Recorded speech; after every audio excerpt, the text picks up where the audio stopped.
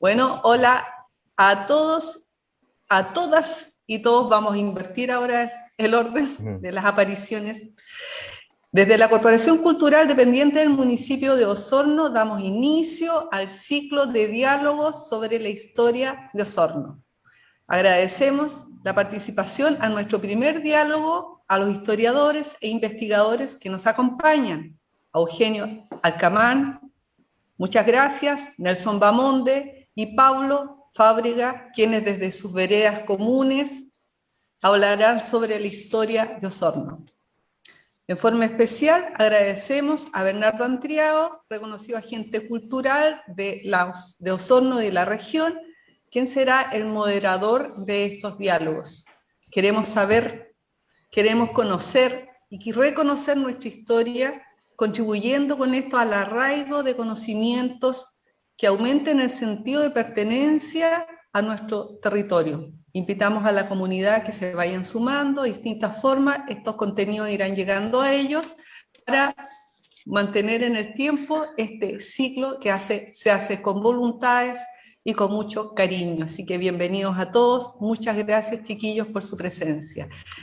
Bueno, ahora dejo para iniciar en los diálogos a nuestro moderador Bernardo Antriao. Bienvenido. Buenas tardes a todas y todos, osorninos, habitantes de la región, del país, del mundo, los que están conectados en el Zoom, en el Facebook, imágenes que se van a difundir también por el canal de televisión de la Municipalidad de Osorno. Saludamos y agradecemos el espacio que brinda la Corporación Cultural de Osorno con motivo de los 463 años de la fundación de la ciudad de Osorno, el 27 de marzo de 1558. Un segundo elemento,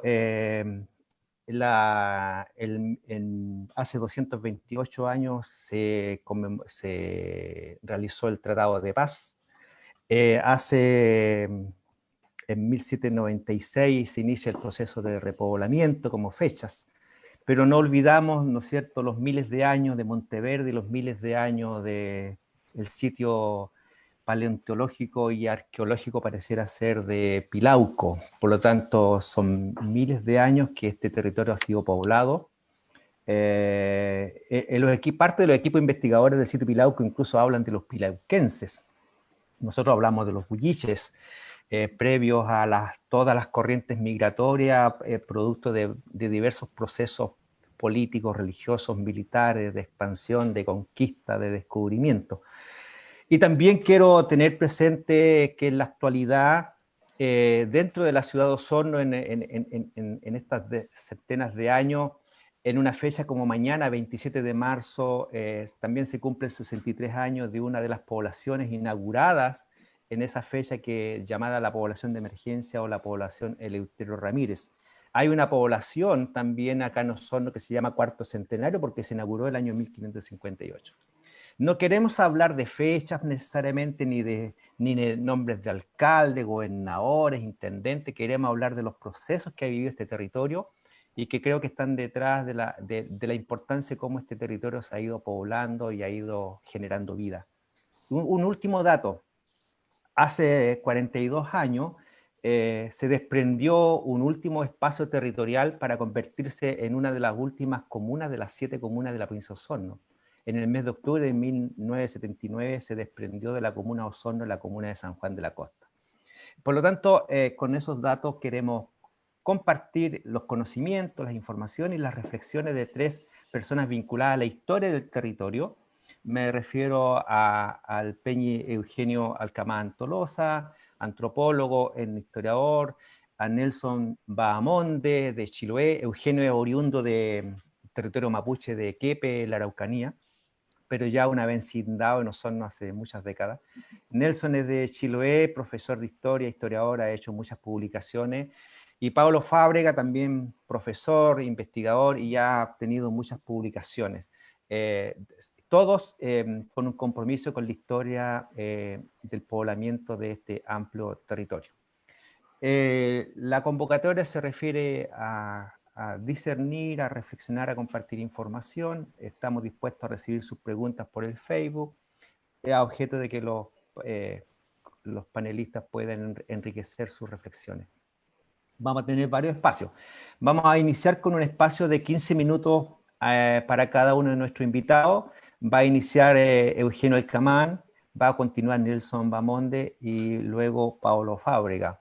Posteriormente que los panelistas expongan sus conocimientos, vamos a abrir un espacio de conversación de unos 10 a 15 minutos y luego vamos a permitir a cada uno de ellos que haga una especie de síntesis y de ideas de futuro en los últimos 5 minutos para que al final nuestra anfitriona, Rosana Faunde, en representación de la Corporación Cultural de la Municipalidad de Osorno, haga las despedidas y agradecimientos respectivos. Le vamos a pedir entonces al Peña Eugenio Alcamán que inicie este conversatorio con la visión que tiene del proceso de Fundación de Osorno, de su repoblamiento y la significación que tiene para él como etnohistoriador de este territorio. Eugenio. Muchas gracias por la invitación.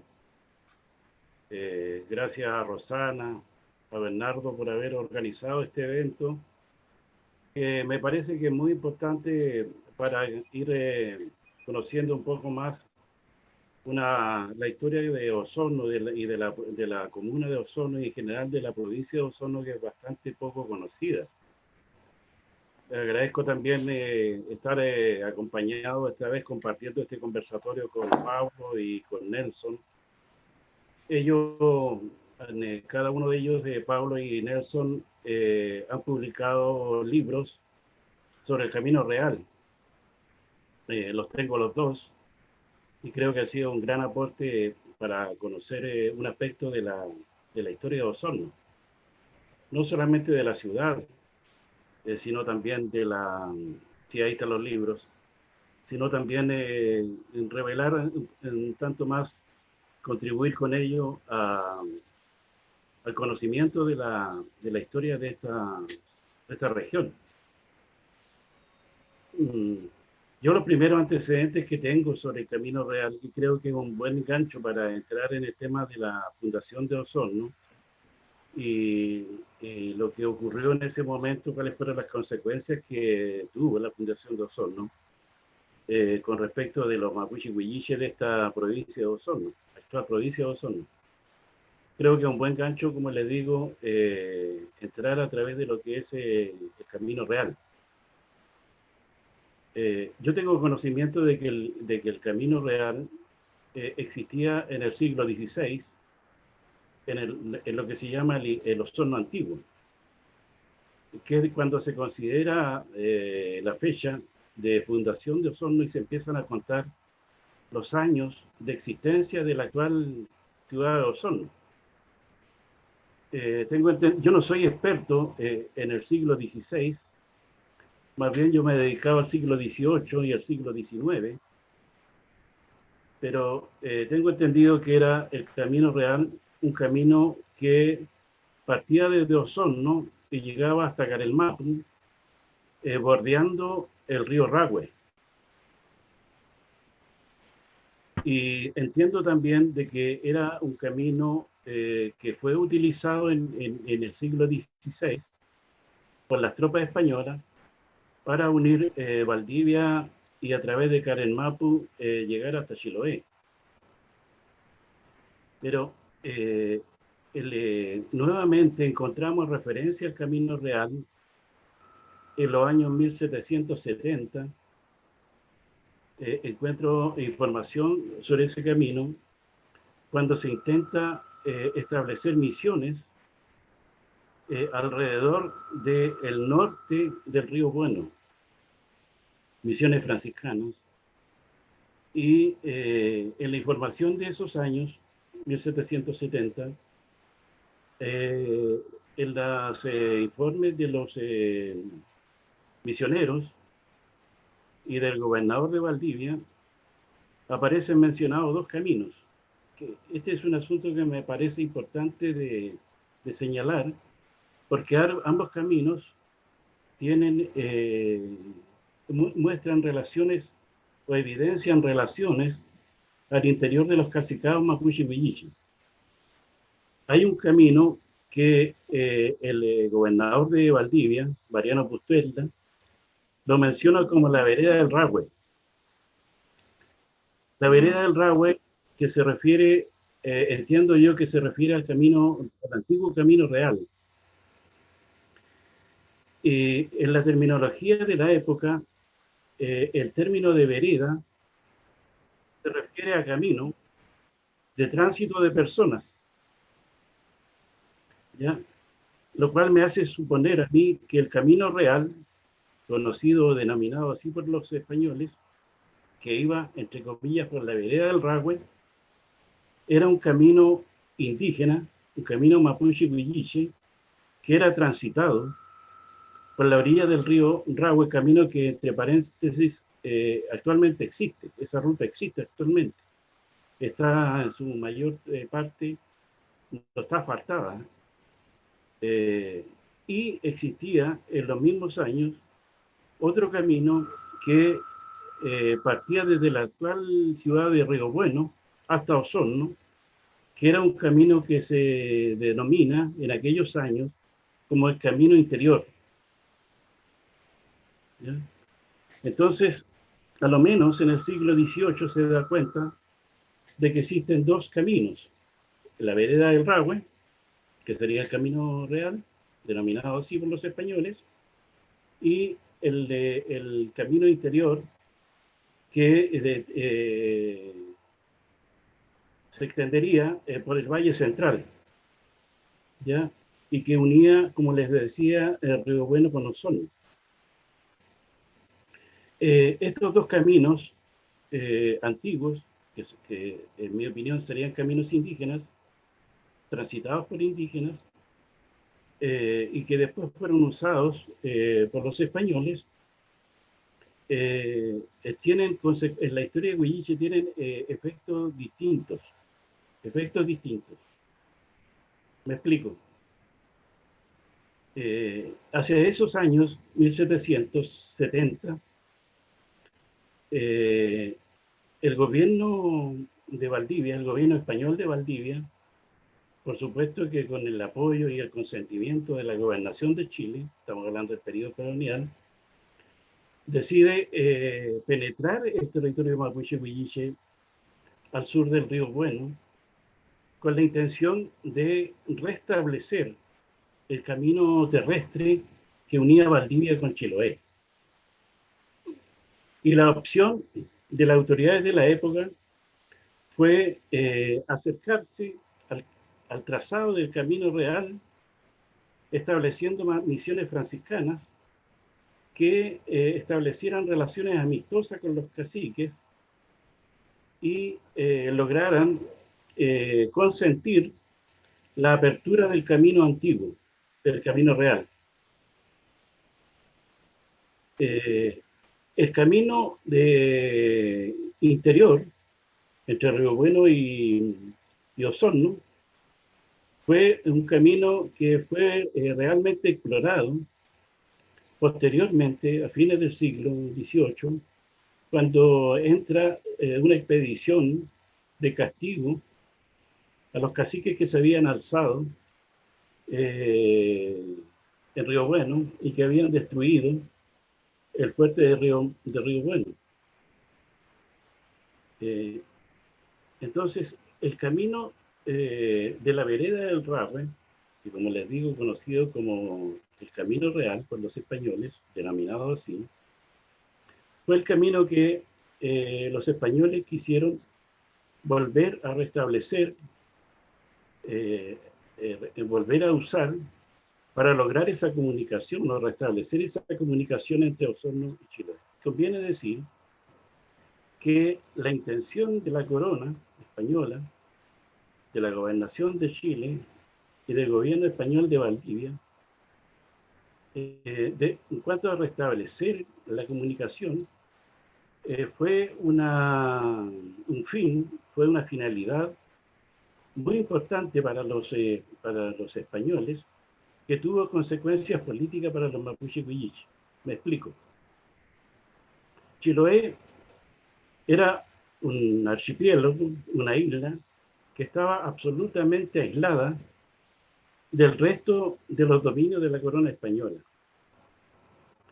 Y España temía que los enemigos, sus enemigos, Holanda e Inglaterra, se apropiaran de Chiloé, tomaran Chiloé y lo despojaran del dominio español.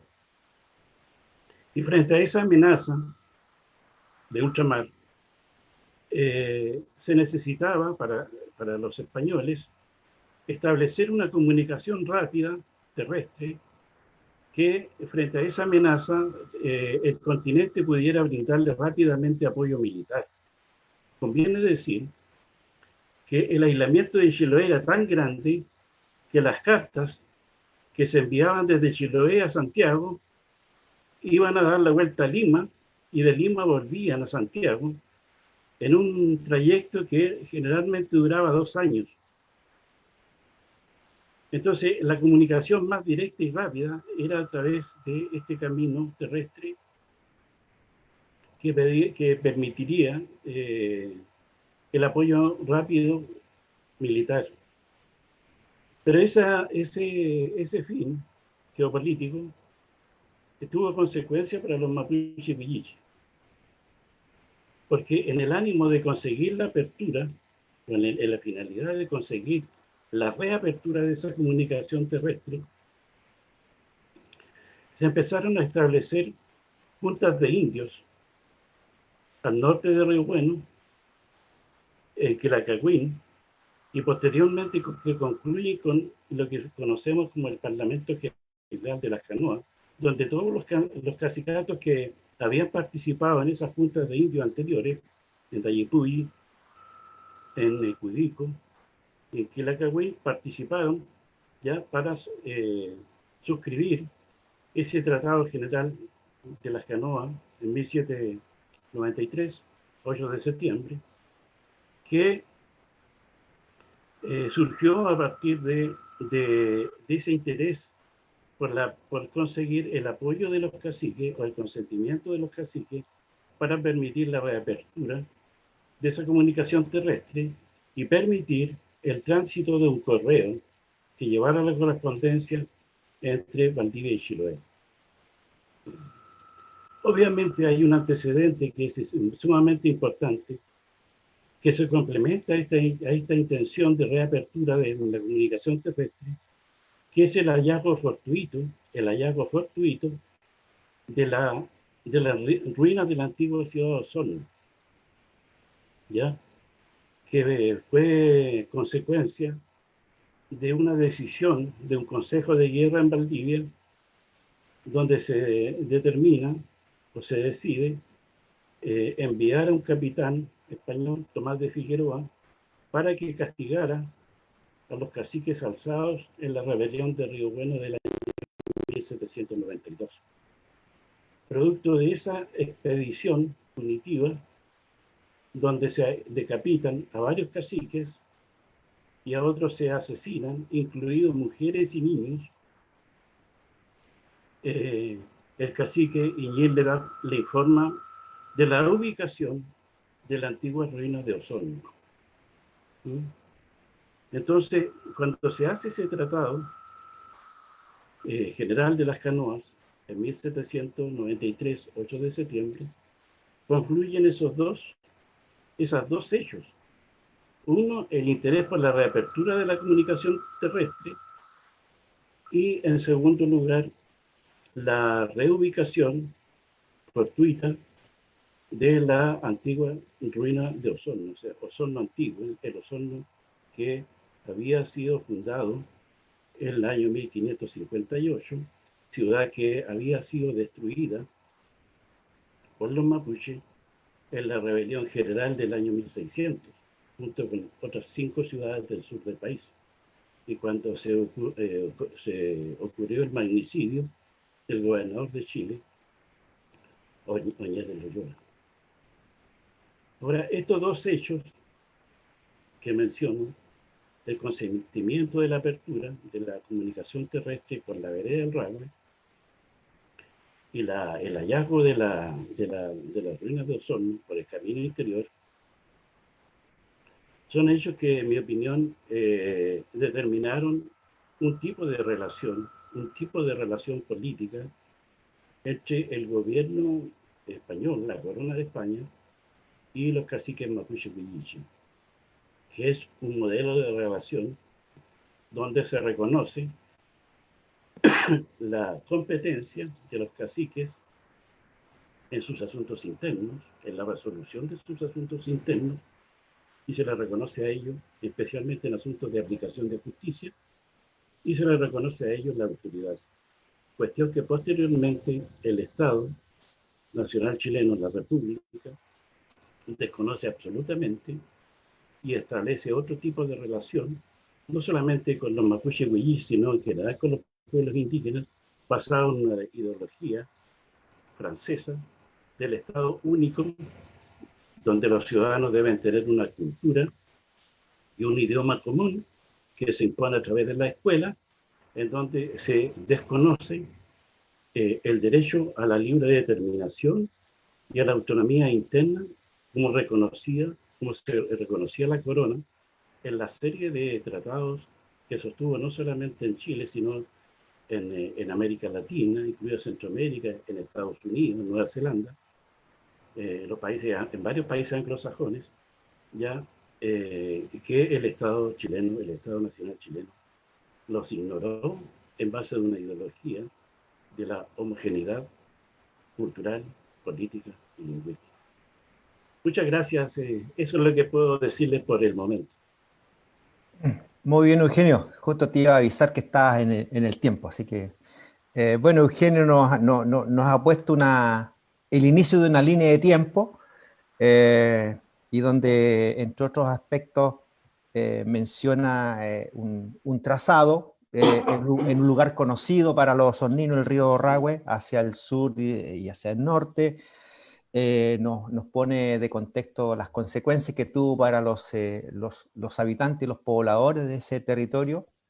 Podríamos decir que nos pone en el momento del contacto con los españoles y los huilliches, con varios tipos de consecuencias, desde las consecuencias de violencia y de muerte para los primeros habitantes y los intereses de comunicación terrestre y también una visión de la época respecto de la importancia que tenían los tratados y que permitió, entre otras cosas, la reapertura del camino de acceso a la antigua ciudad de Osorno. Parte de la historia que en estos tiempos las nuevas generaciones conocen un poco más, pero me da la impresión de que todavía no son suficientes elementos incorporados en la educación nacional y menos local y regional. Así que muchas gracias, Eugenio. Posteriormente a los dos panelistas más vas a poder complementar con 5 minutos adicionales. Le pedimos entonces a continuación a Nelson Bamonde, también la mirada de un pedagogo, de un historiador y de otra parte de este territorio, pues Chiloé, que era uno de los lugares que permitía el nexo entre Valdivia y Chiloé, el famoso Camino Real. Nelson, tienes tus 15 minutos. Muchas gracias, Bernardo, y gracias a la Corporación Cultural de Osorno por la invitación. Bueno, un gusto estar compartiendo con colegas ahí, con Pablo y Eugenio, y tratando de seguir esta conversación que desde un punto de vista cronológico siempre ayuda a ordenar los hechos, los sucesos, para tratar de ir tratando de encadenar las cosas como ocurrieron. Nosotros, los investigadores de la historia, tratamos de acercarnos a un pasado que por supuesto no vivimos y no podemos reproducir cómo fue, pero gracias al trabajo de investigadores que han ido tocando estos temas y el acceso también que nos permiten las fuentes históricas, cada vez hay que viajar menos a los archivos, se están digitalizando muchos documentos, y por supuesto la posibilidad de conocer la ruta del Camino Real que nos convoca hace que uno encuentre que estos hechos y procesos que se describen y que bien ha descrito Eugenio van teniendo un sentido lógico y también van teniendo ciertas particularidades porque estamos hablando de un territorio vasto, o sea, estamos hablando de un camino que unía Valdivia, las ciudades de Valdivia con Osorno y hasta Chiloé. Ahora, siguiendo la misma línea y empezando con el tema del origen prehispánico de los caminos y vías de comunicación, bien se sabe que desde las primeras exploraciones y en ese avance de los conquistadores, que también significó el sometimiento de los pueblos indígenas y la fundación de ciudades, los españoles, los europeos, utilizaron justamente las vías y los medios de comunicación prehispánicos. Obviamente es mucho más conocido el camino del Inca, que no solamente venía de norte a sur, sino que en la zona del Valle de Aconcagua atravesaba la cordillera. Y en nuestra región los caminos que describen los conquistadores son varios, y de acuerdo a las circunstancias, de acuerdo a los guías también que los van llevando, porque ellos desconocían el territorio, van pasando por distintos caminos, muchas veces emplean ríos que se navegaban, el mismo río Rahue, antiguamente se le llamó el río de las canoas, justamente por la cantidad de embarcaciones, por la cantidad de viviendas que había contiguas a esos ríos, lo mismo el río Bueno, y en Chiloé ni hablar, pues, un archipiélago dependiente de las mareas, del vínculo entre las comunidades a través de la navegación. Se describen caminos que atravesaban la cordillera a la altura de Osorno, famoso el camino de los Buriloches. En fin, los españoles en distintas épocas y en distintas circunstancias tuvieron la posibilidad de transitar por aquellos lugares. Y durante el siglo XVI, complementando lo que planteaba Eugenio, dice Jerónimo Vivar que Pedro de Valdivia, después de la fundación de la ciudad de Valdivia, siguió adelante acompañado de soldados, y dice que, bueno, atraviesa los ríos Bueno, al parecer a la altura de Trumao. De allí entran a los llanos, que se describen como tierras muy pobladas, de indios, dicen las crónicas, así les llamaban a los habitantes. Dice de mucho ganado que no anda suelto, abundante de comida, de tejidos, y así llegan hasta el lago Yanquihue, que le llamaron lago de Valdivia. No sabemos si ese fue lo que hoy día conocemos como el Camino Real, pero también posteriormente García Hurtado Mendoza, acompañado por el famoso cronista Alonso Arcilla, llega hasta el seno de Reloncaví, algunos dicen que hasta Chiloé, y en su retorno al norte funda la ciudad de Osorno, justamente un 27 de marzo de 1558. Allí, claro, al parecer los guías los desviaron por los peores caminos. Tunco Naval era el guía que los llevaba, y dice, de hecho, antes de llegar al seno de Reloncaví, que dice que anduvieron 7 días perdidos, abriendo a hierro el impedido paso, que tuvieron que andar agachados, arrastrando sus caballos bajo quilantares, en fin. Al parecer ahí era bien pícaro el guía.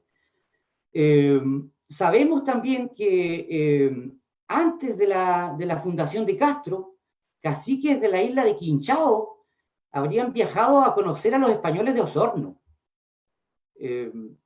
¿Qué camino siguieron? Posiblemente esa ruta que describía Eugenio, Carelmapu, Osorno. Y posteriormente el fundador de Castro, Martín Ruiz de Gamboa, que viene juntando soldados de Villarrica, de Valdivia, hasta llegar a Osorno con 120 acompañantes, viaja por tierra, cruza el canal de Chacao, y bueno, y se produce la conquista de Chiloé y la fundación de Castro.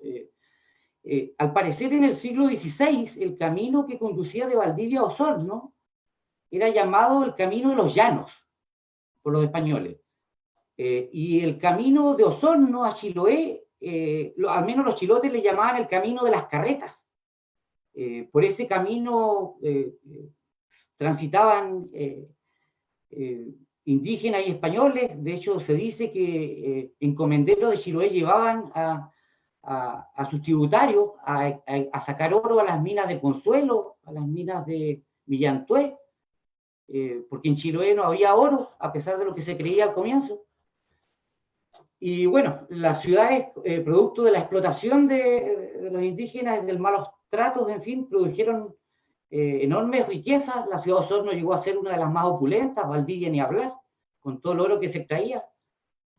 Tuvieron conventos, se instalaron las órdenes religiosas, pero había zapaterías, molinos, comercio. Y bueno, y todo esto termina con la gran rebelión mapuche que se inicia con la muerte del gobernador en noviembre de 1598. Osorno resiste el asedio hasta 1603. A mediados de marzo de 1603, los últimos sobrevivientes, los que no se habían fugado, los que nos habían pasado incluso al bando indígena, que también ocurrían en todo ese enfrentamiento, finalmente llegan hasta Calbuco y dan origen a Calbuco. Al parecer, despobladores de Valdivia habrían dado origen o habrían poblado Carelmapu, pero el puerto de Carelmapu ya se utilizaba.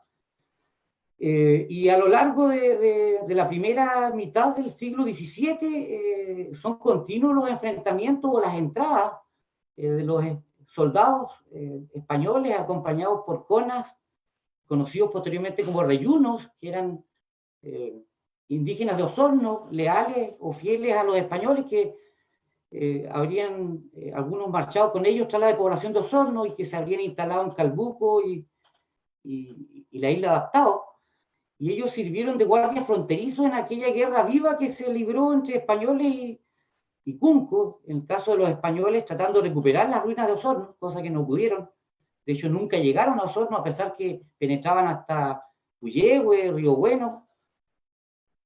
Entre medio de esto también ocurre la llegada de los holandeses y la repoblación de Valdivia, en un contexto donde comienzan a darse lo que se llamaban las paces, que eran juntas o parlamentos que se daban entre las autoridades chilenas con el objetivo de tener un contacto político y tratar de lograr la paz con los mapuches.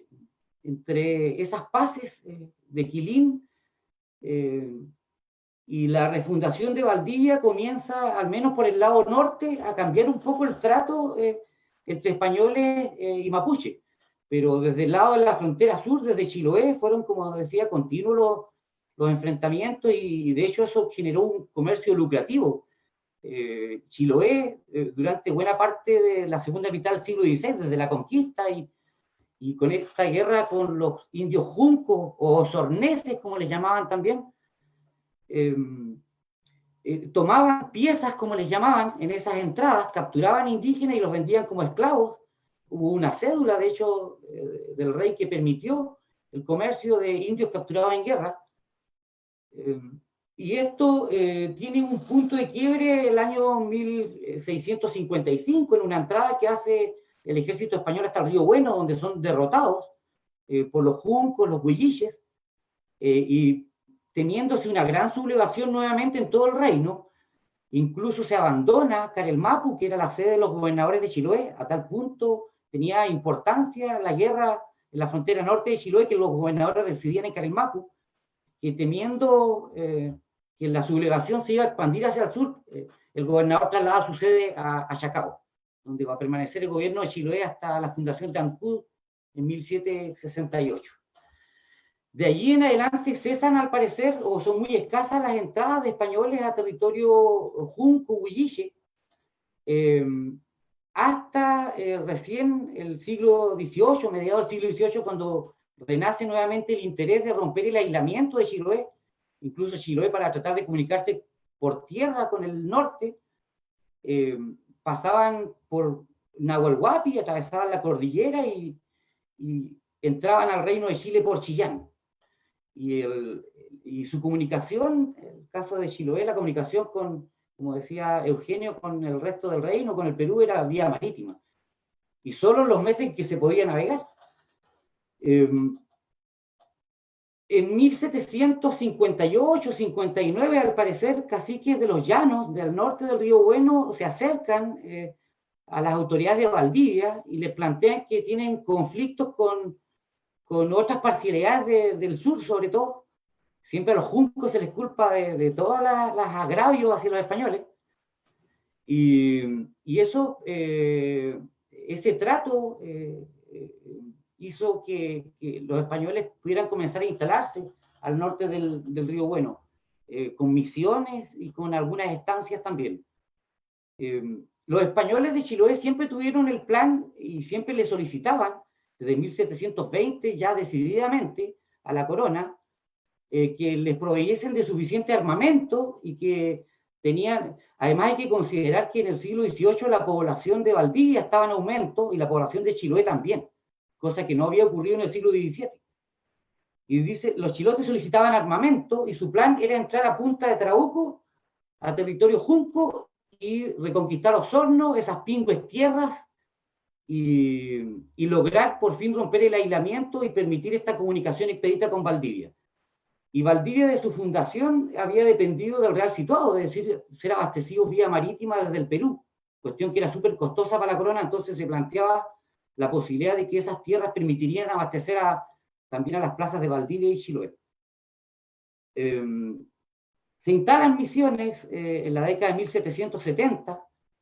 Es interesante también que junto a las misiones se hace una expedición en 1777 en búsqueda de la ciudad de los Césares, expedición que atraviesa el río Bueno, penetra hacia el sur, salen de Valdivia. Hasta el río Bueno no había problema porque era territorio que ya conocían los españoles y donde había trato pacífico con la gente del lugar. Pero penetran por primera vez hacia el sur y llegan hasta el lago Rupanco. Todo eso lo dibujan en unos mapas súper bonitos que hay. Y a ellos les llama la atención que la tierra no está tan poblada. Describen que son paisajes preciosos, pero lo que más les llama la atención es que la tierra no era tan abundante de indígenas, porque una de las razones por las que no habían entrado los españoles a punta de Trauco, como decía, era porque siempre le tenían miedo, le tenían terror a la ferocidad de los juncos. Bueno, el año 1792 se produce un levantamiento huilliche en la zona de Río Bueno, se destruyen las misiones que se habían construido al norte, y se produce esta expedición de castigo, como le llaman los españoles. Por fin, ahí se produce un cambio. Los valdivianos, que siempre habían pensado que se podía abrir la ruta hacia el sur por la vía pacífica, por medio de agasajos y acuerdos con los huilliches, envían una expedición de castigo que arrasa la tierra, que persigue, busca dar castigo a los alzados, y en ese momento se producen negociaciones donde se produce la entrega justamente en noviembre de 1792 de las ruinas de Osorno. Esa es la consecuencia del castigo feroz que produce el capitán Tomás de Figueroa. Y respecto al Camino Real, el año 1787, producto de las buenas relaciones previas al alzamiento del Río Bueno, por primera vez, caciques de la zona del Río Bueno, acompañados por soldados de Valdivia, llegan por tierra a Chiloé. Ese mismo año, en una especie de competencia que comenzaron a tener los gobernadores de Chiloé y Valdivia, salen dos expediciones de Chiloé con rumbo al norte en busca del Camino Real. Una se desvía y se acerca al lago Yanquihue, pero a pesar de que no encuentran ni el Camino Real ni Osorno, dicen que encuentran árboles de manzano y cerdos. Bueno, la otra expedición se acerca a Osorno, pero no llega. Bueno, en 1789 ya se logra transitar. En 1791 se produce un trabajo de ensanchamiento, de mejoras, se construyen puentes, se construyen canoas, y posteriormente a la sublevación, la verdad es que se logra la paz, entre comillas, porque ya los huilliches a los huilliches les pareció que era imposible volverse a levantar frente al castigo que habían recibido y que la superioridad de las armas españolas hacía inviable un levantamiento. Posteriormente vienen los tratados, el Tratado de las Canoas, que permite la repoblación de Osorno, la refundación en 1796, pero lo importante es que en los primeros años de la de la colonia de Osorno y producto de la apertura del Camino Real, efectivamente se logra comunicar los enclaves de Chiloé y Valdivia. Osorno comienza efectivamente a abastecer a Valdivia y a Chiloé de carne, de trigo, y bueno, esto va a tener otro cambio posteriormente con la independencia, con la colonización alemana, y el territorio va evolucionando. Bueno, después habrá tiempo para conversar, pero un poco hasta ahí lo dejamos en honor al tiempo. Muy bien, gracias Nelson. Bueno, entre algunos aspectos que siempre son muy educativos, me parece interesante cuando Nelson parte su presentación recalcando en el rol del investigador como pedagogo que es, pero también y la importancia de los archivos y la facilidad que hoy día tiene para el ciudadano común y corriente acceder a archivos digitalizados. Y un elemento interesante que también lo he conversado en su momento con Eugenio, que la importancia de recorrer los lugares. Más en estos tiempos donde la gente tiene facilidad para recorrer los territorios, hay muchas vías de comunicación, pero esos territorios la gente no los conoce desde la significación anterior a lo que vivimos hoy día. Creo que cuando uno está en un lugar histórico, hasta la piel se eriza por el conocimiento y la sensibilidad que uno adopta. También Nelson en su relato deja entrever la dinámica humana que había en este territorio, motivada por intereses geoestratégicos, de riqueza, pero bueno, la penetración a este territorio también da cuenta de la actitud de los seres humanos, la categorización de belicosos de los cuncos, ¿no es cierto? Y cómo el relato muchas veces habla de asesinatos, muertes y violencia, pero ¿de quién? ¿Quién asesina a quién? Esas son palabras que tienen mucha significación en estos tiempos porque, bueno, la sensibilidad y los derechos de los pueblos indígenas, los derechos humanos, son de ahora, pero en aquella época probablemente habían otras visiones humanas cuando se llegaba a un territorio y se imponían normas y conceptos de vida y conceptos de apropiación que no concuerdan con los valores de estas épocas. Así que ahí tiene elementos, Nelson, como para que en la segunda ronda pudiera optar por algunos de ellos.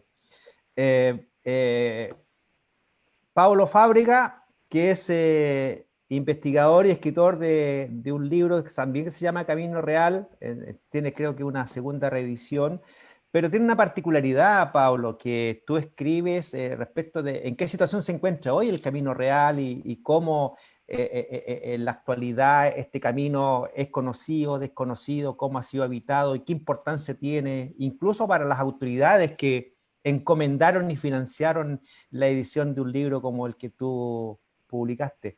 Igual Nelson publicó un importante libro con mucha información cartográfica y mapeo que ya habrá mayores espacios a futuro para poder mostrar aquello.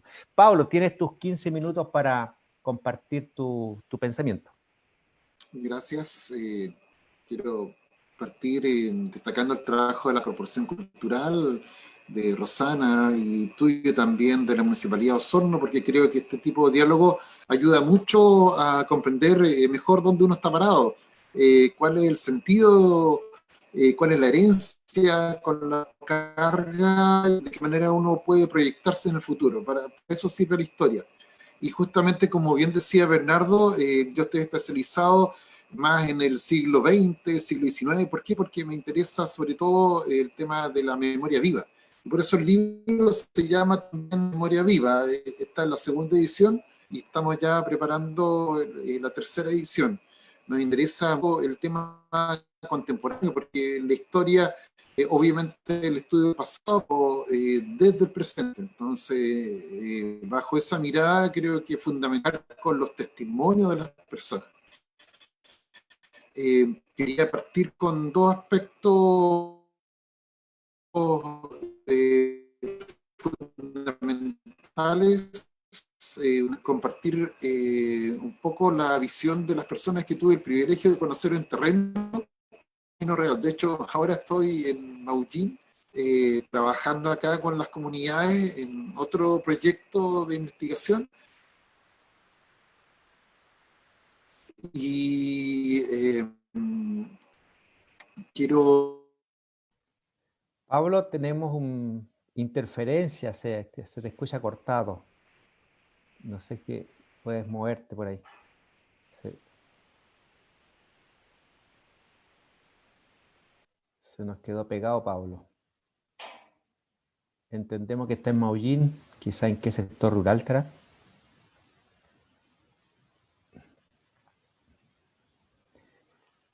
Bueno, mientras se conecta Pablo, el libro Memoria Viva del Camino Real de la Región de los Lagos en su segunda reedición. ¿Ahí? Sí, ahí ¿Se Pablo, ahí escucha? retoma. Sí, perdón. No sé hasta dónde llegué, hasta dónde se pudo escuchar, pero quiero destacar que el camino real es el camino más antiguo de la región de los lagos. Gente joven está acostumbrada, cree que la Panamericana ha sido y siempre ha sido la columna vertebral de Chile, pero para nuestra región es posterior al terremoto del 60, entonces algo absolutamente contemporáneo. Tienen que pensar los jóvenes que antes de la carretera panamericana, que como les digo tiene poco más de 70, 80 años solamente, el camino real era el principal eje por el cual se comunicaban los distintos territorios en nuestra zona. Hasta más o menos mediados del siglo XX fue y es todavía para la memoria de los antiguos el camino más importante. ¿Por qué también? ¿Por qué pasaba por allí, por la vertiente oriental de la cordillera de la costa y no por la depresión intermedia como estamos acostumbrados siempre hoy día a verlo? Por un tema también que tiene que ver con la conformación y las características de nuestro territorio. En la provincia de Yanquihue, toda la zona de la depresión intermedia, por donde pasa hoy día la Panamericana, es un sector de ñadis, es un sector muy húmedo. No es muy fácil habitar ese sector. En cambio, en la cordillera de la costa, allí estaba la mayoría de la población nativa, indígena, y como bien decía Eugenio, efectivamente este camino real, en realidad este sendero para carretas, como una huella de caballo, en realidad está construido sobre antiguas huellas indígenas. O sea, estamos hablando, como decía también Bernardo al comienzo, de una huella y de caminos que probablemente tengan miles de años, y sobre eso se produjo la conquista, la explotación y la entrada a fuego y sangre del Imperio Español en nuestro territorio. Eso desde el punto de vista geográfico. Que hay que pensar que es un eje totalmente distinto y paralelo a la Panamericana. Ahora, desde el punto de vista historiográfico, también quiero destacar un concepto que ha sido bien difundido, divulgado por una querida colega, María Jimena Urbina, en su libro La frontera de arriba.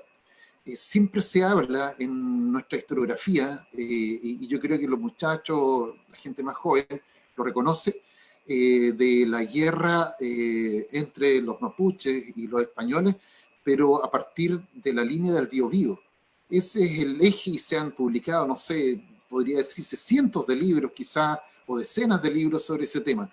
Pero salvo el libro de María Jimena Urbina, que es un trabajo espectacular, de manejo de fuentes extraordinaria, son muy pocos los libros que hablan de esta otra frontera, la frontera de arriba. ¿Y por qué frontera de arriba? Porque los españoles organizaban sus mapas y sus territorios en base a los paralelos, y los paralelos van subiendo para abajo, entonces se habla de la frontera de arriba, de esta guerra que fue muy cruenta, como decía adelante también Nelson, con algo extraordinario que no había pasado prácticamente en ningún otro lugar de América, en donde el rey entregó un permiso como para que pudiera casarse, secuestrarse, venderse a los indígenas, especialmente durante el siglo XVII.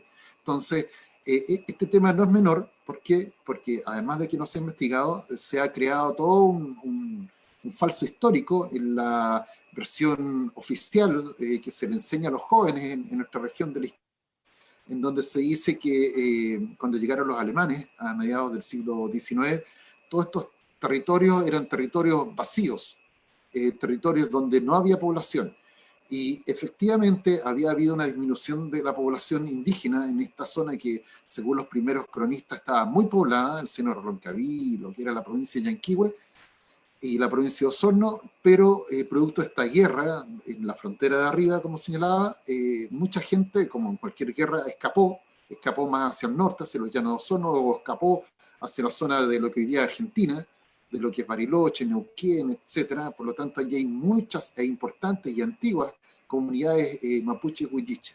Entonces es importante destacar esto desde el punto de vista geográfico y también desde el punto de vista historiográfico, como para poder entender lo que significa el camino real. Ahora, desde el momento en que el 16 de enero de 1789 volvió a abrirse, o se reabrió el camino real, gracias a una expedición dirigida por el sargento Teodoro Negrón, y destaco el apellido Negrón porque es uno de los apellidos característicos de nuestra zona, volvió a comunicarse los fuertes de Valdivia por el norte con los fuertes de Ancud. Ese era el camino real en nuestra región de los lagos, región de los ríos. Ahora, desde ese momento comenzó a utilizarse con periodos en que cerraba, se volvía a abrir, se ampliaba, se cuidaba, etc. Y lo que quiero destacar es que es una extremadamente interesante que he tenido la oportunidad de conocer en terreno, en donde todavía al día de hoy hay muchos planchados. Planchados es un concepto que quizás no mucha gente conoce, pero los que hemos recorrido y que somos de esta zona, sabemos que era una suerte como de pavimentación que se hacía, donde se ponían planchas, maderas, en las zonas en donde era difícil poder acceder o transitar por el invierno, por el agua.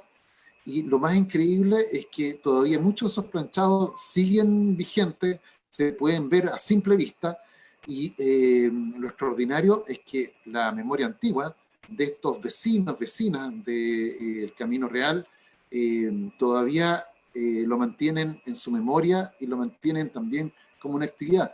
Es tan así lo que estoy diciendo, de la importancia que tiene para la generación antigua el Camino Real, que es que todavía mucha gente reconoce e identifica tramos de ellos. Hay sectores que están claramente abandonados, pero en los últimos, yo diría, 10, 20 años aproximadamente, ya prácticamente se ha vuelto a conectar este camino real, se ha asfaltado prácticamente el 100%, y gracias a eso, desde hace más o menos unos 6 años, aproximadamente 8 años, gracias a este proyecto de libro, en su primera edición que financió Senatur, en su segunda edición financió la Corfo, podemos hablar, y esa es la buena noticia que quiero compartir, que el Camino Real sigue vivo. Sigue vivo no solamente en la topografía o en la memoria viva de los antiguos habitantes del Camino Real, sino que también a través de distintas etapas se ha ido juntando, se ha ido reuniendo un grupo de personas, de emprendedores, principalmente mujeres, que con distintos servicios, productos, etcétera, están rearticulándose y trabajando desde sus respectivas comunas, desde 8 comunas de la provincia de Osorno y de la provincia de Yanquihue. Incluso hace ya 4 años aproximadamente se ha creado la Corporación Territorio Camino Real. ¿Para qué? Para poder revivir este Camino Real, pero ya no solamente en un sentido, digamos, nostálgico, sino que también en un sentido turístico pero sustentable. Eso significa que son estas mismas personas, son más o menos 70 personas de estas 8 comunas, las que se han articulado a través de una directiva. De hecho, aquí estoy en Maullín, y aquí en esta comuna está el presidente Cristian Guala, un chico joven, que es el presidente de esta corporación, y ellos están rearticulándose para obtener financiamiento público, financiamiento privado, y para ellos también continuar con sus inversiones, pero de manera coordinada, para poder presentar un trabajo que sea proyectable en el tiempo, en donde se compartan las historias, donde se compartan las vivencias, se comparta la geografía, se compartan todas estas visiones que hay sobre el Camino Real, y se pueda crear una nueva ruta turístico-patrimonial. ¿Por qué? Porque también hay que decir que esta zona, de la vertiente, como decía, oriental de la cordillera de la costa, tiene mucho patrimonio natural, mucho patrimonio cultural, tiene esta historia de miles de años, el camino más antiguo, pero no se acopla, no se junta, no se suma a una oferta turística. el turismo está prácticamente 100% concentrado, en el caso de nuestra provincia de Yanquihue, en torno a la cuenca del lago de Yanquihue. Eso significa que estas comunas, por donde pasa el Camino Real hoy día, son las comunas más pobres. Y eso obviamente genera una necesidad, una oportunidad que es necesario utilizar, pero con el requisito de que sean las mismas comunidades, en este caso la corporación, que es una de las organizaciones importantes, que decía la capacidad de carga, que decía qué es lo que se muestra, qué es lo que no se muestra, y también sobre todo las distintas visiones que hay sobre el Camino Real. Esto es muy importante recalcarlo porque si bien para muchos, de acuerdo a los distintos testimonios que pude recoger en terreno, fue el principal camino para desarrollar su comercio, desarrollar sus vidas, etcétera, también hay que hacerse cargo de lo que significó de muerte, de explotación, de destrucción, especialmente para las comunidades nativas. Pero eso hay que contarlo, y el Camino Real es una tremenda oportunidad como para poder desarrollar este territorio, para poder articular distintas comunas. El turismo casi no existe en esta zona, y además es muy difícil y es complejo poder coordinar los esfuerzos de estas 70 familias, principalmente de mujeres certificadas, muy trabajadoras, que tienen un tremendo relato que compartir y que tienen excelentes servicios también que ofrecer. Así que yo invito a la gente que nos escucha, a la gente que nos está viendo hoy día, a poder recorrer el Camino Real, conocer estas familias, conocer estos testimonios. El libro que hemos publicado está disponible online. Allí hay contactos de las personas, de las familias, con sus correos, con sus teléfonos, y pueden de esa manera recorrerlo a través de la gente, que es lo que al menos a mí más me interesa, poder apoyarlos en su desarrollo, pero desde su patrimonio, desde el resguardo de la naturaleza, desde el resguardo de sus tradiciones y de su esfuerzo.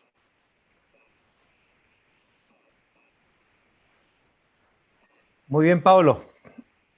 Muchas gracias por la visión contemporánea, actualizada que nos das del Camino Real vigente. El asfaltado muestra mucho, pero también nos das cuenta de que muchos tramos han desaparecido y probablemente el Camino Real tenía muchas bifurcaciones, me imagino yo. Exacto. Es un antecedente interesante y como una ruta, podríamos llamarla en conceptos hoy día, está vinculado con la vida cotidiana y especialmente con la generación de empleo, la generación de autosubsistencia. Me da la impresión por lo que tú dices, digamos, al hablar de las 70 familias, que son familias campesinas que han vivido siempre ahí, probablemente hayan llegado. No estamos hablando de grandes empresas que están apropiándose de un camino histórico vigente y por tanto se está poniendo en valor mediante familias que tienen su vida cotidiana. Hay una serie de temas que, como tú pones énfasis, nos caracterizamos por ser un territorio largo, como país, digo yo, porque el Gualmapu era más ancho que largo, pareciera ser, pero como país y como territorio actual de la región de los lagos, claro, el Camino Real, luego seguramente fue la ruta norte-sur de los colonizadores alemanes, luego fue la vía férrea, luego fue la carretera austral, hoy día con doble vía, y además pensemos en la ruta circular de la red de internet.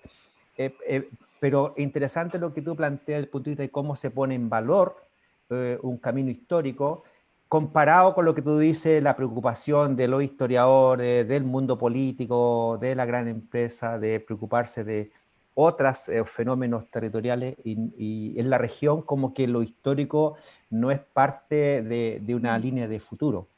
Te dejo planteado, Pablo, para que en algún momento toda la zona y para Eugenio y Nelson, estamos hablando del Camino Real, que en el fondo es un camino que mayoritariamente tiene que ver con el lado oeste de la provincia, que coincide hoy día con los territorios mayoritariamente reivindicados por el pueblo mapuche, y que hay muchos territorios en esa franja aún que están en procesos de reivindicación, de reapropiación, e incluso son terrenos donde que el Estado aún no llega y tampoco puede hacer inversión, porque son caminos que no están, entre comillas, regularizados en propiedades particulares o municipales. Creo que hay una mirada de futuro que sería interesante contemplar. Estimados colegas, vamos a iniciar una segunda ronda de 5 minutos. Y en el caso de Eugenio, si tiene bien ocupar sus 5 minutos a través de les dejo plantear la siguiente inquietud. El Tratado de Camino Real, Tratado de Paz, en este contexto de aniversario de la ciudad de Osorno, ¿qué significación debería tener el Camino Real después de 458 años de Osorno y en un nuevo contexto de revalorar la historia y de revalorar un hecho político, jurídico, religioso como fue el Tratado de Paz, donde el Camino Real era un fenómeno importante? ¿Pudieras tú ahí enfocar alguna parte de tus 5 minutos? Eugenio. Bien, gracias Bernardo. Mira, agregaste un punto que, Bernardo, que lo agrego a lo que tenía pensado hablar en estos 5 minutos, a partir de las intervenciones de Nelson y de Pablo. Entonces me voy a referir a tres asuntos. Mira, escuchaba antes de ayer en un conversatorio al historiador Alfredo Jocelyn Holz, en un conversatorio que tuvo con Pedro Cayuqueo. Y en ese conversatorio, Alfredo Jocelyn Holz dijo un asunto que, en mi opinión, es el primer historiador chileno, no indígena, que lo hace, porque no lo había escuchado antes tan directamente, ni de Jorge Pinto, Premio Nacional de Historia, ni tampoco de Gabriel Salazar, también Premio Nacional de Historia, que es lo siguiente. Él dijo que la historia hay que revisarla, que hay que estar en un constante proceso de revisión de la historia, y que la escritura de la historia, especialmente de la historia, de los textos de historia de Chile, tienen inevitablemente el pensamiento, la ideología del historiador. Yo creo que esos reconocimientos son importantes, especialmente para los historiadores mapuche, o para los historiadores como yo, que se tenga presente eso de que la historia no es algo escrito definitivamente, sino que hay que estar en un constante proceso de revisión de la misma. Y que hay que ser crítico frente a los textos de historia, porque los textos de historia responden a la ideología del autor. Y eso nosotros, los mapuches, tenemos clara conciencia de eso, claro conocimiento de eso, especialmente a partir del largo silenciamiento que ha habido en la historia de Chile y a través de la historia de Chile en el sistema escolar, del desconocimiento y del silenciamiento de la historia no solamente de mapuche y huilliche, sino en general de los pueblos indígenas. Y ese silenciamiento fue un silenciamiento deliberado, a propósito, de negar la existencia contemporánea de los pueblos indígenas en los textos de historia. La intervención de Nelson, este es el segundo punto que quiero mencionar. La historia, de la intervención de Nelson me hizo reconsiderar un asunto que él lo destacó tácitamente, implícitamente, que es la existencia de una cartografía mapuche-huilliche. Existió una cartografía mapuche-huilliche. Una cartografía que señala no solamente la ubicación de los caciques, de los cacicados, la Muchuya, los Javí, sino que también es una cartografía que incluye los caminos indígenas o los caminos mapuche y huilliche que existieron previamente a la penetración española en este territorio de Futahuillimapu. Y la mención que hace Nelson, a partir de la intervención que hace Nelson, me hace recordar en 5 caminos. En este momento recuerdo 5 caminos antiguos indígenas que son parte de esa cartografía mapuche-huilliche.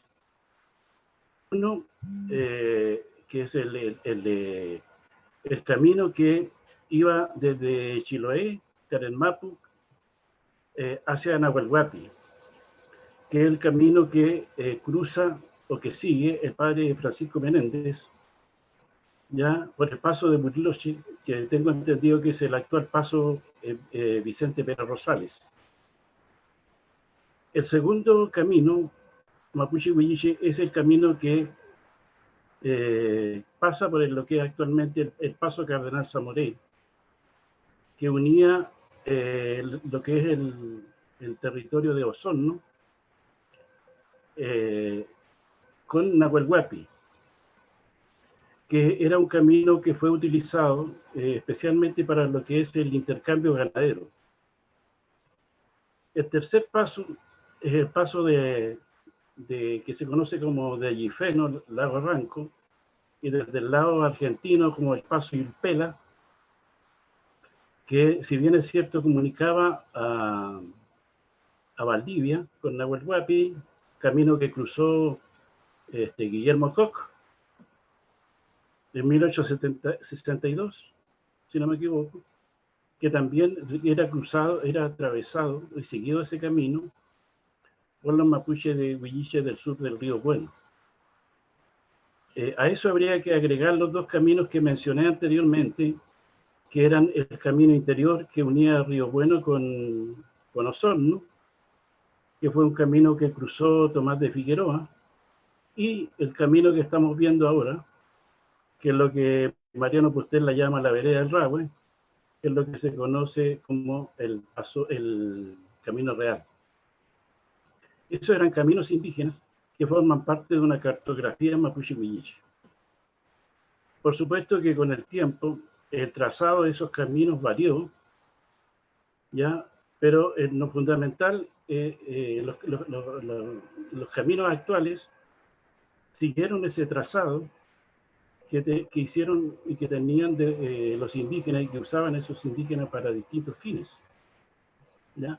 Y especialmente los caminos intercordilleranos muestran las relaciones que existían entre los mapuche-huilliche de esta parte con los mapuches de la Argentina, el norte de la Patagonia y la Pampa Argentina, inclusive hasta Buenos Aires. Eso está documentado en el expediente sobre el alzamiento de los mapuche-huilliche de Río Bueno, y especialmente también en el expediente que se formó por detrás del descubrimiento de la ciudad de los Césares, ¿ya?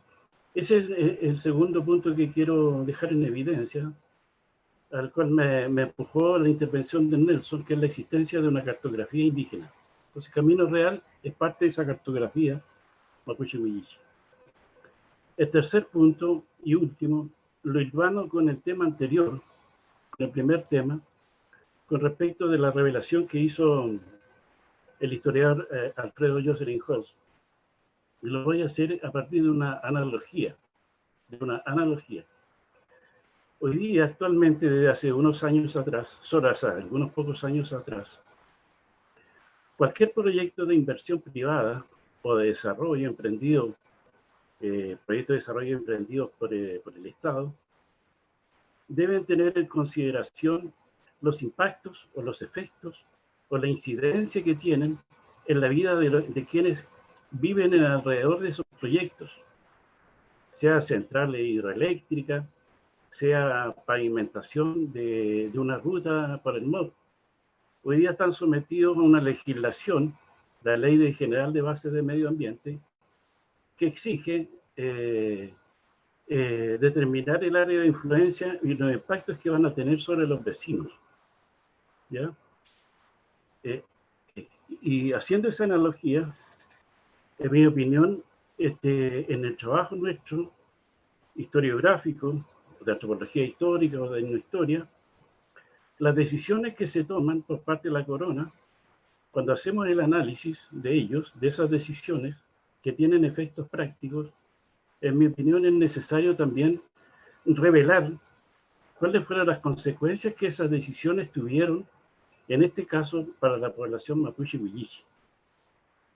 O sea, no se puede tomar el hecho como un hecho fundacional que no tuvo impacto, que no tuvo consecuencias, sino que debemos considerar también los efectos, las consecuencias o las incidencias que eso tuvo, esas decisiones administrativas, políticas, tienen, como actualmente la tienen, en este caso, por parte de los españoles, en la vida de los mapuches huilliche. Porque creo que el proceso de revisión de la historia, sea de la historia regional o de la historia de Chile, la revisión se refiere precisamente a tomar en consideración, analizar y buscar información de archivo que dé cuenta de los efectos que esas decisiones tuvieron para los mapuche huilliche en este caso. Hoy día, de acuerdo a los criterios actuales, no es posible analizar una decisión administrativa o legislativa si no se analiza al mismo tiempo las consecuencias o los impactos que puedan tener sobre la población. Hoy día, por ejemplo, hoy día en la mañana, solamente hasta el día de la mañana, se está viendo el efecto que pueda tener el aumento de los contagiados de coronavirus sobre la mantención o cambio de la fecha del 11 de abril próximo, las 4 elecciones que estamos. De la misma manera, creo que la reapertura del camino real, el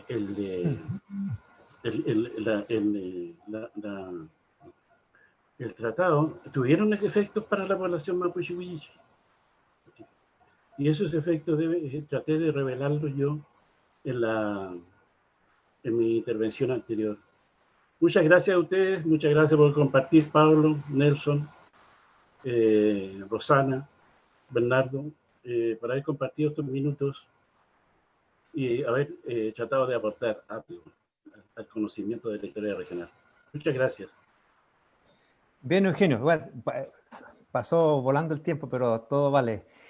Para los panelistas, quizás para Nelson, preguntan en el Facebook, ¿cuál fue el rol de Juan Garretón Pibernat en la reapertura del Camino Real? Y Nelson, para que ocupe tus 5 minutos, que pueden ser un poquito más, producto de la publicación del libro, de tu trabajo de terreno, ¿cuáles serían 2 o 3 ejes importantes que se pueden convertir en desafíos para la historiografía regional? A propósito del camino, de la investigación del Camino Real que tú estás haciendo todavía. Nelson. Bien, gracias. A ver, sobre Garretón, que para no olvidar la consulta que se hizo, bueno, Garretón lidera un proyecto el año 1759, si no me equivoco, que consistió en construir, levantar 3 fortificaciones al norte del Río Bueno. Uno justamente en la ribera norte del Río Bueno, otro en lo que después fue, si no me equivoco, la misión de Cudico, pero que originalmente fue un fuerte, y el otro, la misión del Pilar, bueno. Y eso provocó una inmediata reacción.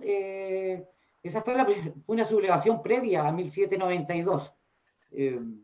Posteriormente esas fortificaciones son retiradas y allí viene la instalación en la década de 1770 de misiones, que de todas maneras, cuando uno analiza el emplazamiento de las misiones de Guipulli, Cudico, la misión de Río Bueno, la misión de Quilacahuín,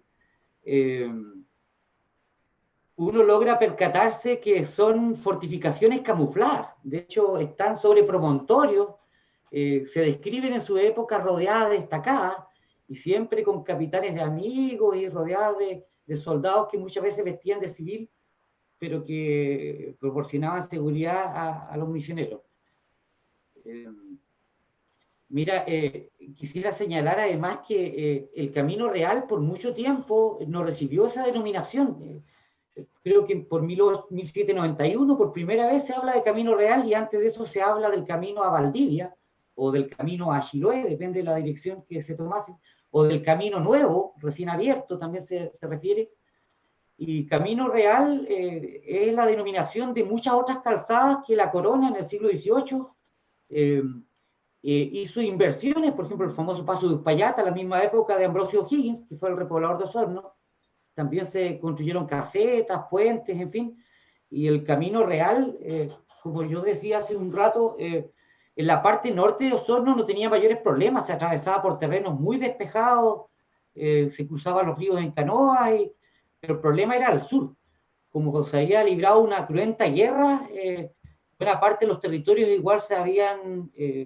el monte había crecido, y por eso dicen que en el año 1791, cuando se hizo el trabajo de ensanchamiento, dicen que derriban más de 40.000 árboles, se construyen planchados, se construyen 60 puentes.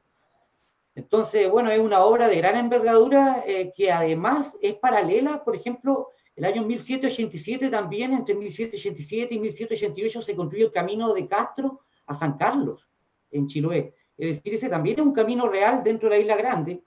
Hay un camino que usaban también los españoles de Carelmapo a Calbuco por la costa, más antiguo. Y el camino sigue, ¿cierto?, de Río Bueno hacia Valdivia.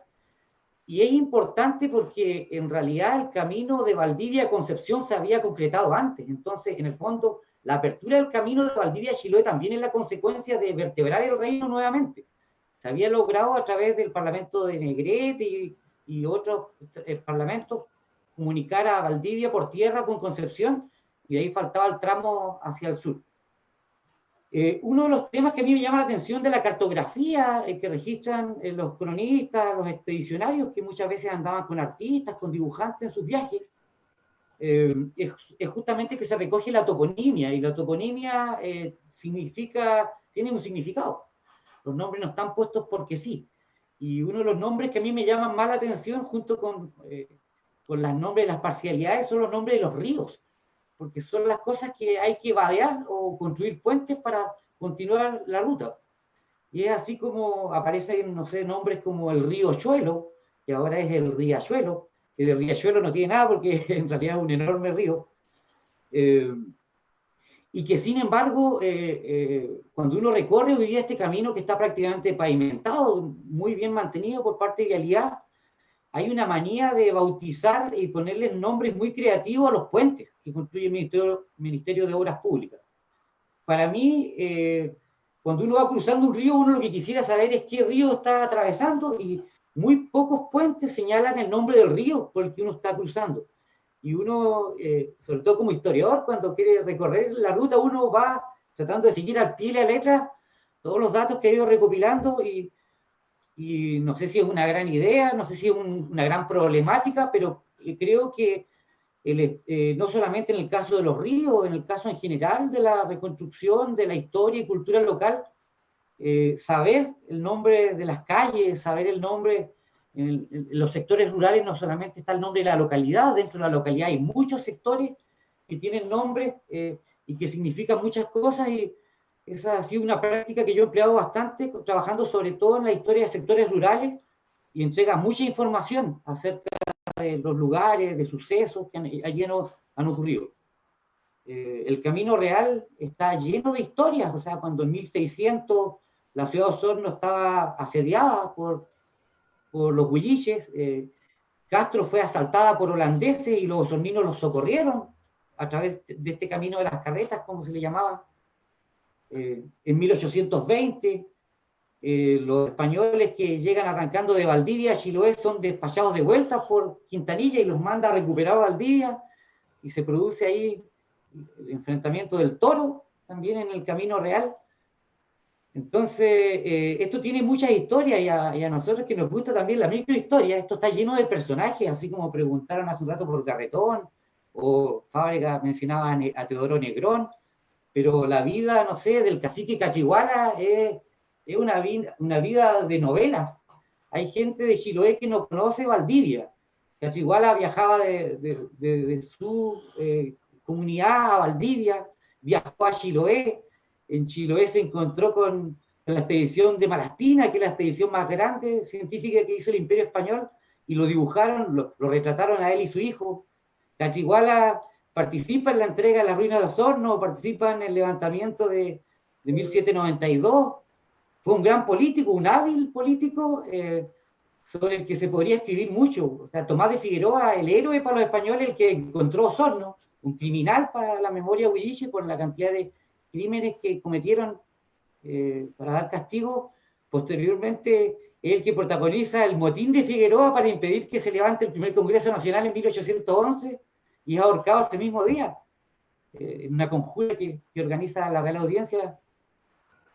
O el caso de Maquena, el irlandés que era pariente de Ambrosio O'Higgins, que fue el primer gobernador de Osorno, muy amigo de Cachiguala también.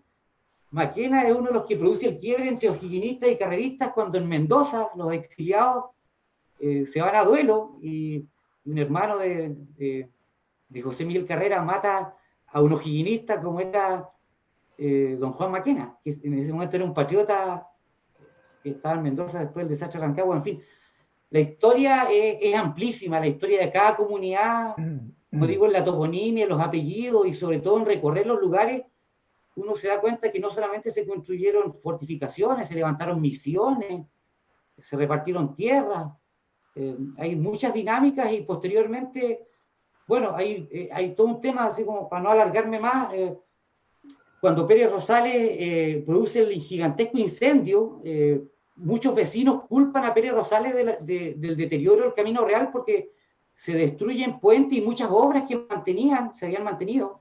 Y después con el invierno vinieron los aluviones y los asales y la senda queda abandonada de parte del gobierno porque el eje ahora ya va a ir de Osorno no para el sur por el lado del Camino Real, sino que el eje se va hacia Cancura, hacia Puerto Octay, y a través de la navegación en el lago Yanquihue se va a producir la colonización alemana.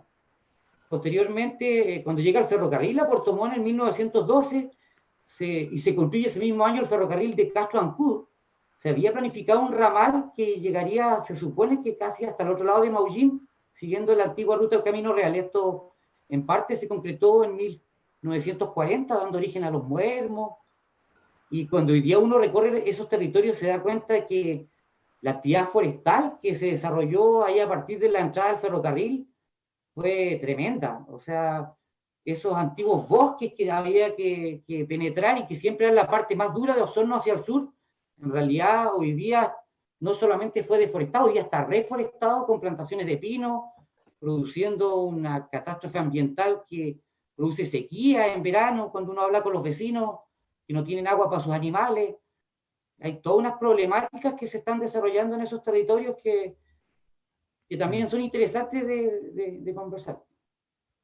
Muy bien. Gracias, Nelson. Justamente delante les mostraba un libro, La huella del fuego, que habla justamente de eso, o sea, cómo hoy día se reinterpreta un fenómeno antiguo de lo que afectó a los ecosistemas de este territorio. Quiero hacer un saludo y un agradecimiento a quienes están en línea con nosotros, nos mandan saludos a todos los panelistas, a los moderadores, amigos, familiares, profesores, y les agradecemos enormemente. Manifiestan en general, digamos, que es muy grato poder escucharlos a todos ustedes y nosotros, digamos. Así que igual les agradecemos por la conexión. Pablo, en estos días se discute en la región, más que se discute, se está trabajando en dejar formulada la estrategia de desarrollo regional 2020-2030. En la estrategia del 2000 al 2010-2020, la zona costera de la provincia de Osorno y Yanquihue, que es por donde pasa el trayecto del Camino Real y todas sus redes anexas, fue denominada zona estratégica Mapu-Lagual. Zona estratégica para el gobierno, porque considera que ahí había que hacer un trabajo estratégico, y la definen como tal Mapu-Lagual porque la identidad que tiene ese territorio es eminentemente de origen indígena, mapuche y huilliche. ¿cuáles serían los desafíos, de acuerdo a la investigación y a tu propio pensamiento, los desafíos que las autoridades de los próximos 10 años deberían dedicarle a esta zona a partir de un eje estratégico como tú planteas, que es el camino real? Pregunta como para darte el espacio de 5 a 7 minutos para que tú puedas redondear un par de desafíos. Pablo. Bueno, lo primero que hay que decir es que yo creo que nos falta mucho para ser una región.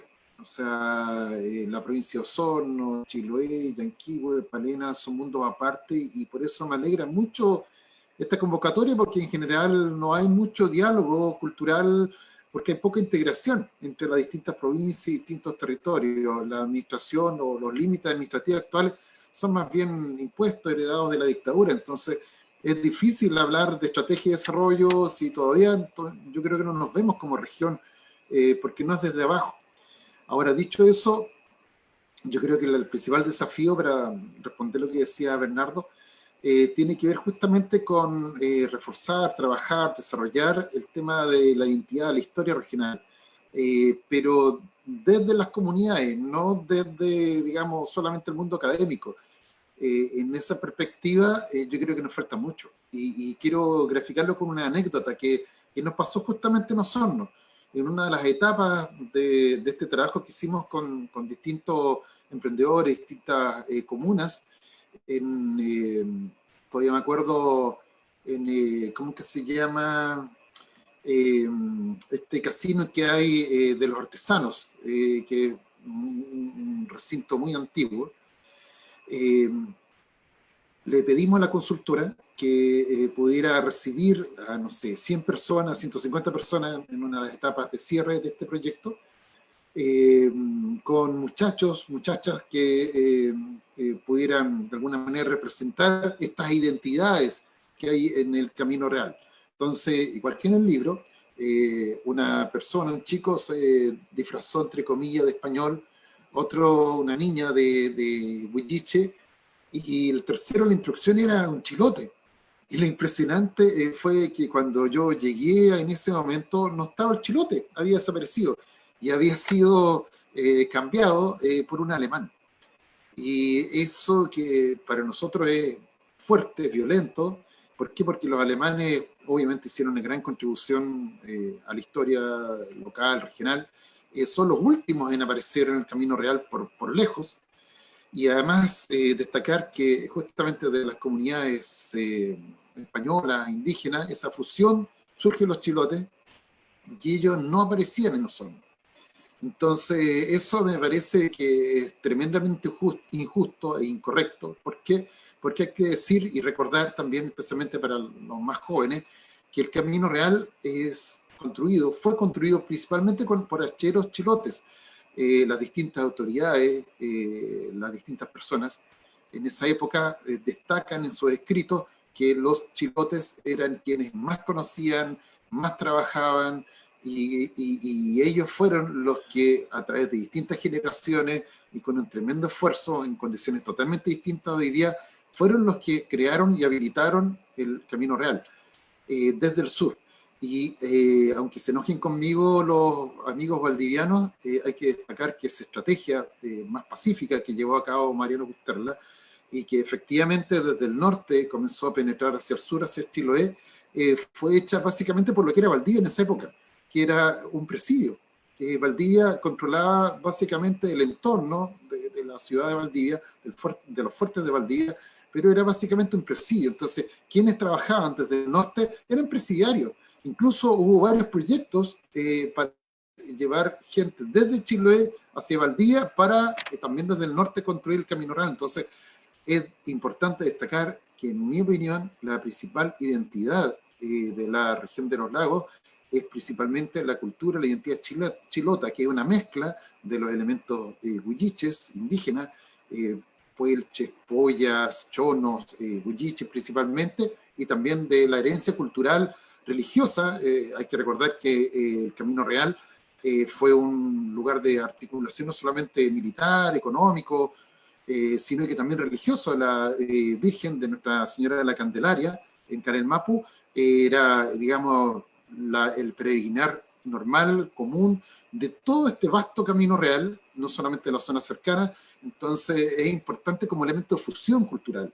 Y de esa perspectiva yo destaco que fueron los chilotes los que principalmente fueron los que crearon o reconstruyeron el Camino Real, y desgraciadamente hasta hoy día todavía está poco reconocido el aporte de Chiloé en la historia de la región. Fueron principalmente familias chilotas las que recolonizaron y repoblaron la ciudad de Osorno, una vez que Ambrosio Higgins logró por fin refundarla. Entonces quiero destacar eso como un elemento clave para comprender el Camino Real.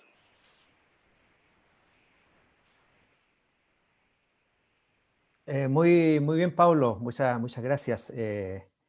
Bueno, llevamos 1 hora y media, hemos estado bastante adecuados en el tiempo, un tiempo, entre comillas, de clase universitaria, o 2 horas pedagógicas para los de educación básica y media, en este caso para la comunidad en general. Estimados, les doy un minuto a cada uno para sus palabras finales, ya para despedir este conversatorio. Y quizás, siendo muy preciso, no lo desarrollen, dejar planteado alguna inquietud que a futuro pudiera generar el ciclo de diálogo que ya, entre comillas, nos estamos comprometiendo con la comunidad, porque ya lo hemos conversado sucintamente con Rosana. Pero aprovechando la presencia de ustedes, les quisiera decir que se despidieran y al mismo tiempo dejaran planteado al menos un tema que pudiera ser abordado a futuro en esta lógica de historia regional, microhistorias, y donde las identidades territoriales no aparecen, porque así parece ser que ha sido más fuerte la identidad político-administrativa, como dijo Pablo. Eugenio, tu minuto.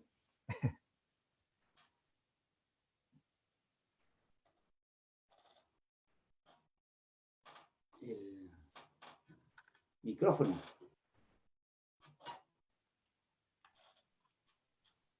Tiene desactivado su micrófono, Eugenio. Micrófono, Tu Eugenio. micrófono está desactivado. Agradezco la invitación, Rosana, Bernardo, que me hicieron para participar de este conversatorio. Y solamente pedirles que continúen con otros temas más. No se me ocurre realmente de otros temas más podría ser, hay un montón de temas.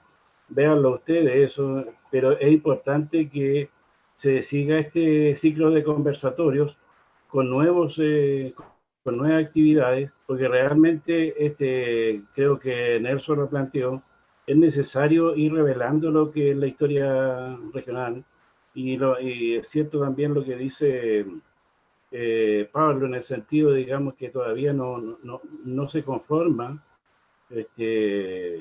subjetivamente una región. Son partes, esta región de los lagos son partes que todavía no tienen pegamento.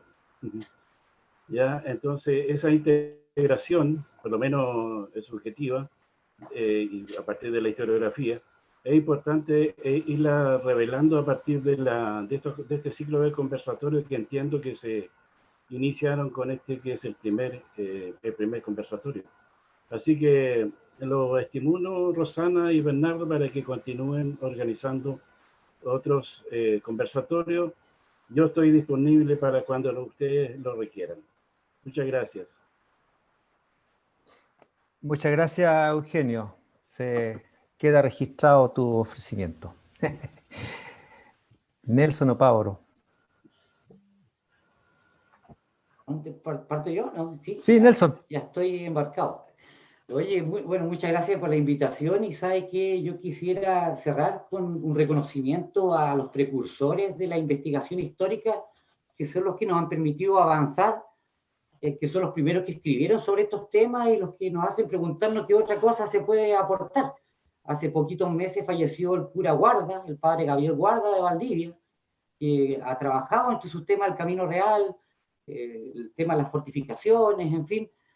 Yo cuando empecé a investigar estos temas y el mismo tema del Camino Real, tenía las obras de Carlos Holguín, de Rodolfo Urbina, de Vázquez de Acuña, y posteriormente, claro, después de los 2000 conocí las obras de Cavieres, de Ricardo Molina, de la María Jimena Urbina, y de un montón de historiadores locales, unos más reconocidos, otros menos reconocidos, pero que con pasión, con esfuerzo, con dedicación, han aportado a la construcción de la historia local. Osorno también tiene sus próceres, y ellos son la gente que nos hace preguntarnos qué otra cosa podemos aportar. Pues, sin descartar las preguntas que ellos hicieron y las respuestas que ellos dieron, nosotros hoy día también tratamos de hacer nuevas preguntas y tratar de aportar nuevas respuestas, porque nos investigamos historia para conformarnos, pues investigamos historia para saber cosas que a veces pueden gustarnos o no, y bueno, todos tenemos un punto de vista al fin y al cabo.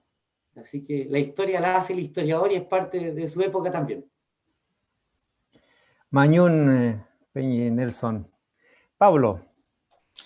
También agradecer esta oportunidad de conversar con usted y de aplicar un poco lo que decíamos, de que como decía bien Eugenio, esta es una región como pegada, que bueno que en esta conversación está Chiloé, está la provincia de Yanquihue, está Osorno, eso normalmente no se especialmente, no es común un encuentro cultural entre, de alguna manera, personas de distintas provincias.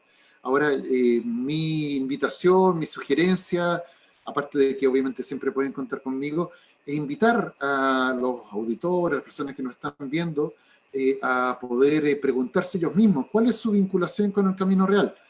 Preguntar a los papás, preguntar a los abuelos, preguntar a los vecinos, porque yo creo que se van a encontrar con muchas sorpresas. El Camino Real existe, es el más antiguo de la región de los lagos, y de alguna manera nuestras historias, nuestras microhistorias, están vinculados a ello. Entonces averiguarla, y con otros nombres, probablemente se los mencionen, Camino Antiguo, Valdivia, no sé, la zona más como al norte del Camino Real, y así sucesivamente. Entonces creo que es súper importante que cada familia, cada vecino atesore, comparta, registre, ojalá deje por escrito qué es lo que se sabe sobre el Camino Real, porque esta historia no está contada. Esta historia cambia, depende de cada punto de vista. Y eso es lo que nosotros como historiadores tenemos que lograr, es canalizar, transcribir, compartir estas distintas visiones sobre el Camino Real. ¿Para qué? Para que entre todos podamos a su vez relatarla y recibir a quien haya que recibir, los turistas, nuestras visitas, nuestra familia, etc. Creo que la memoria es el principal tesoro que puede tener un pueblo, y desde esa perspectiva el ejercicio que estamos haciendo hoy día es una invitación para que ustedes también averigüen cuál es su historia respecto al Camino Real. Mañón, muchas gracias, Pablo Fábregas.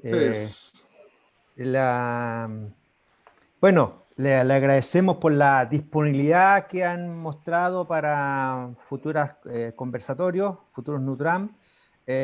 Nos mencionan la importancia que tiene la historia en la cultura, la importancia de la lengua, a partir de la patonimia y la toponimia, para develar historias que no conocemos, motivaciones que tuvieron los seres humanos que vivieron antes que nosotros.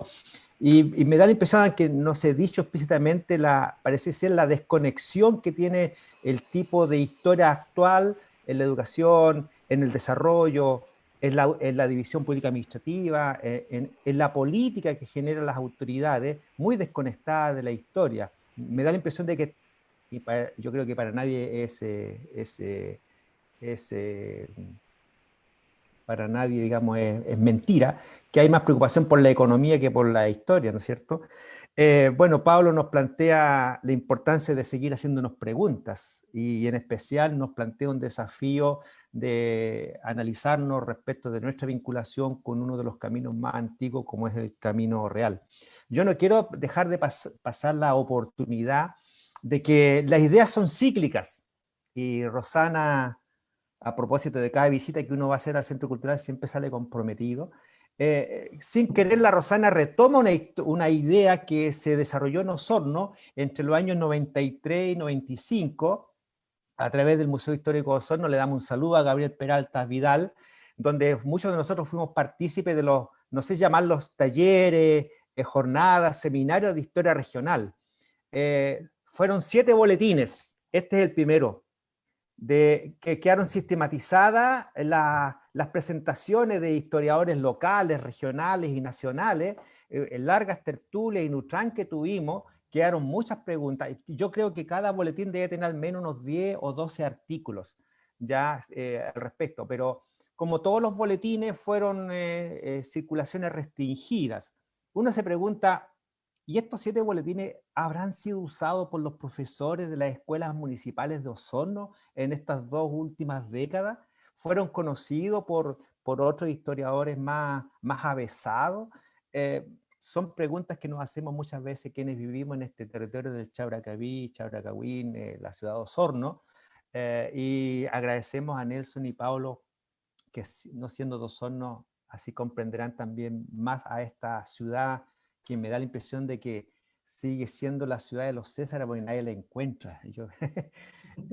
Así es que le agradecemos enormemente. Muchas gracias, Rosana, por permitirme moderar este espacio. Yo siempre digo, soy asistente social, trabajador social, pero la historia es clave en el trabajo social cuando uno trabaja con personas, con la historia familiar, con la historia de los grupos, con la historia de las comunidades. Yo he aprendido a valorar la historia por mi trabajo social y además porque cuando volví de la universidad me vinculé fuertemente con la Junta General de Cacique.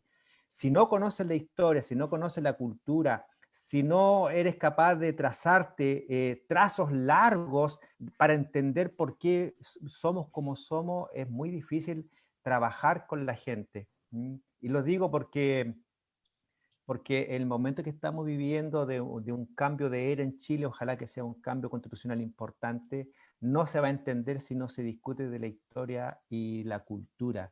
Y en el caso de los 400 y tantos años que cumple Osorno, además de hablar de las autoridades, de hablar y escribir de la construcción de edificios, de pavimentar calles, de construir casas y de terminar hablando de la autoridad de turno, cómo somos capaces de que la historia de aquí para adelante cuente que la historia de Osorno, de una ciudad, del poblamiento de un territorio, es gracias al esfuerzo de todos los seres humanos que aportan, porque todos vivimos en este territorio y vamos dejando huella.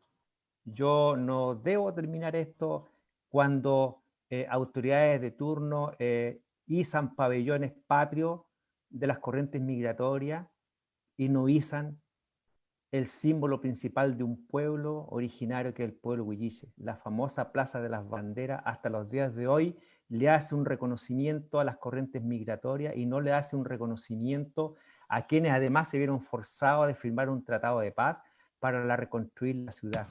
Yo creo que los tiempos cambian, ya Eugenio planteó el desafío de la plurinacionalidad, la vigencia que tienen estos hechos históricos, porque a la medida que desconozcamos los hechos históricos, no vamos a desarrollarnos adecuadamente, no va a haber un equilibrio en el ser humano con su territorio y entre las autoridades pasajeras respecto de los seres humanos que al menos la esperanza de vida nos plantea que es casi 80 años de vida. Con eso le agradecemos a los participantes, le agradecemos nuevamente las buenas intenciones, los agradecimientos, las felicitaciones y estamos disponibles para conversar de historia con personas avesadas, pero también con personas que le damos sentido común a este Nutrán. Rosana, te dejo para que tú despidas este conversatorio. Bueno, ante todo quiero agradecer las voluntades, la disposición que ustedes han tenido al hablar desde sus veredas comunes en esta región, aprovechando las tecnologías que nos permiten también acercar a las personas y llegar desde la Corporación Cultural de Osorno, nuestra intención, permitiendo, digamos, el acceso, ojalá niños, en máxima cantidad de niños y jóvenes y adultos, familias completas, a saber conocer, reconocer nuestra historia. Agradecer a Nelson Bamonde por su participación, muchas gracias. Eugenio Alcamán, 1.000.000 de gracias por estar presente. Paulo Fábregas, muy agradecidos desde el Centro Cultural. Todo el equipo del Centro Cultural agradece la disposición que ustedes han tenido y por supuesto a Bernardo Antriao, que un día entró al Centro Cultural, como él lo dice, y le dije, ya, contigo hay que hacer un conversatorio, ayúdame, ayúdanos, y él estuvo disponible. en esta acción que a veces parten así en forma tan espontánea, solamente con las voluntades y siendo altamente creativos también, aprovechando, como digo una vez más, esta tecnología que nos permite llegar a todos y a todas. Así que 1.000.000 de gracias, Bernardo. Seguiremos en los próximos diálogos. Agradecemos, estamos muy contentos que les haya encantado la idea, que se den cuenta que esta es una necesidad y estamos respondiendo a esta necesidad. Habrá más temas que plantear, así que sabemos que vamos a contar con la colaboración de todos ustedes, porque nosotros queremos saber, conocer y reconocer nuestra historia. Seguiremos entonces nuestro próximo segundo encuentro de diálogo, de conversaciones sobre nuestra historia, nuestra identidad. Muchas gracias y será hasta una próxima oportunidad. Muchas gracias. Rosana, nos desconecta del Facebook Live para que sigamos como grupo un ratito, me imagino. Ok.